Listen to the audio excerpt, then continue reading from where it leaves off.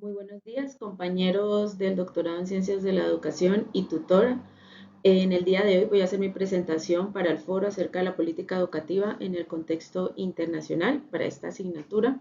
Mi nombre es Mariluz Amaranto Ortega y vamos a comenzar pues con el desarrollo de esta temática.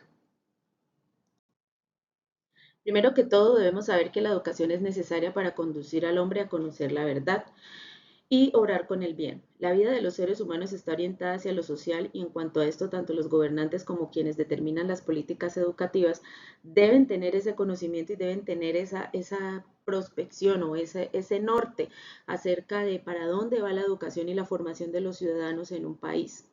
El objetivo de la presente infografía es conocer la historia de la política educativa a través del análisis y reflexión de pensamiento político de Platón para consolidar las bases del significado de la política pública educativa, que es el tema que nos atañe en la presente asignatura. Y por último, se presentarán unas conclusiones del tema desarrollado para culminar con las respectivas referencias bibliográficas.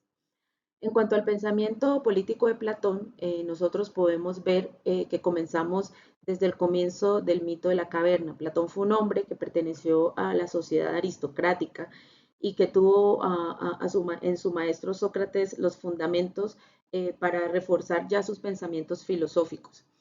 En vista de que a su maestro, ya cuando pasaron las guerras del Peloponeso y subieron al poder otro tipo de personas con pensamientos filosóficos y políticos diferentes, consideraron que su maestro era una persona peligrosa y eso, pues prácticamente acabaron con su pensamiento, trataron de convencerlo, pero él no cedió hasta que pues tomó cicuta, un veneno, y posteriormente murió. Esto hace que todo el pensamiento y las reflexiones de Platón estén en torno a ese sufrimiento y a eso que él vio de la democracia y de la falta de justicia que para él hubo en el trato de su maestro. Por eso todas sus ideas van concentradas y centradas en la crítica al relativismo y a la democracia sobre todo.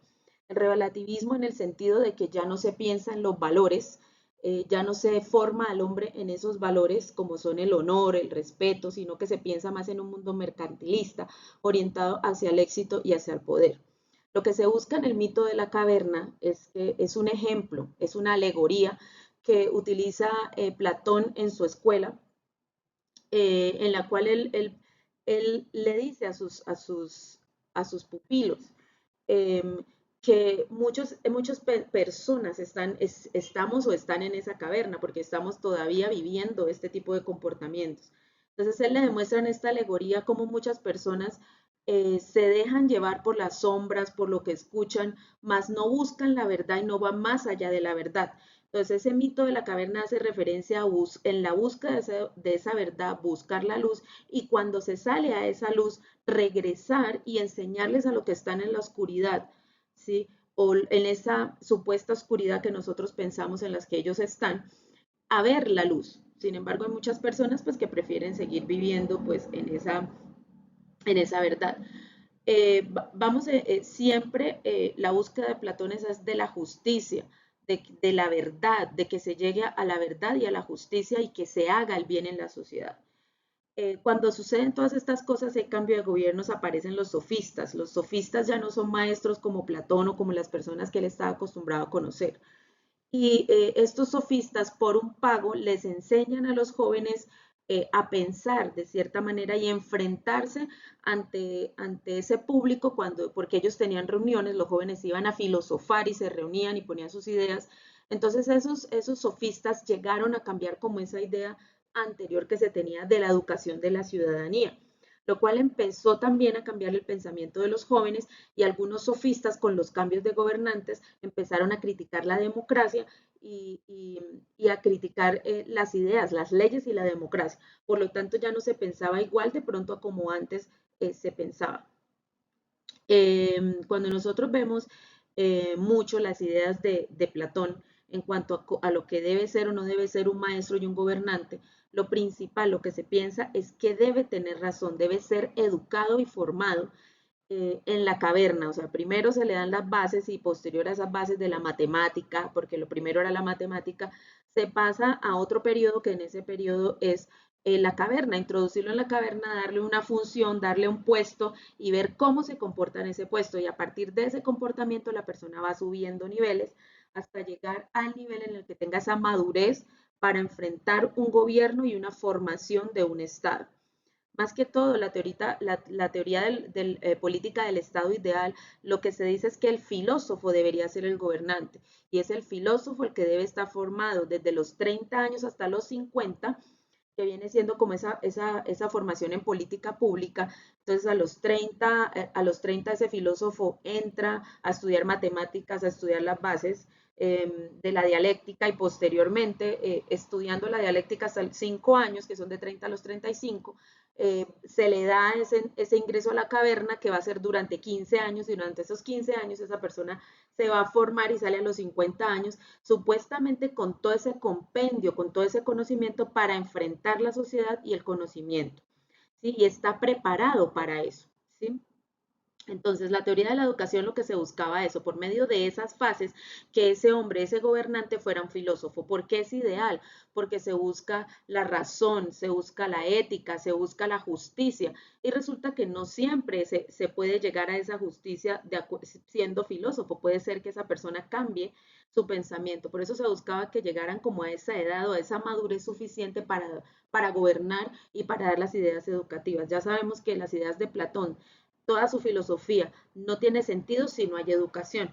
Por eso es que él fundó su academia en un sitio, creo, cercano a, la, a donde había muerto Academo, que de ahí es donde sale la idea de ponerle academia pues a su escuela, que fue la que él fundó, y con sus pensamientos filosóficos que duraron 900 años, más que todo así, en ese pensamiento platoniano o platónico, que lo que se buscaba era eso, sí, que era la obra de la madurez de Platón, en la cual se dice que no hay un reconocimiento de la sociedad ni del individuo si no se tiene una educación, que la educación es la que toma todos esos defectos, todas esas faltas que tiene el individuo, para mejorarlas y perfeccionarlas, que es lo que se busca dentro de este estado del pensamiento político, filosófico y acerca de la educación en Platón. Lo que se busca es que ese individuo, a través de la educación, busque su felicidad. Pero la felicidad no puede ser felicidad si no somos ciudadanos, si no pertenecemos a una comunidad o a una sociedad, y si no trabajamos en función del bien de esa sociedad.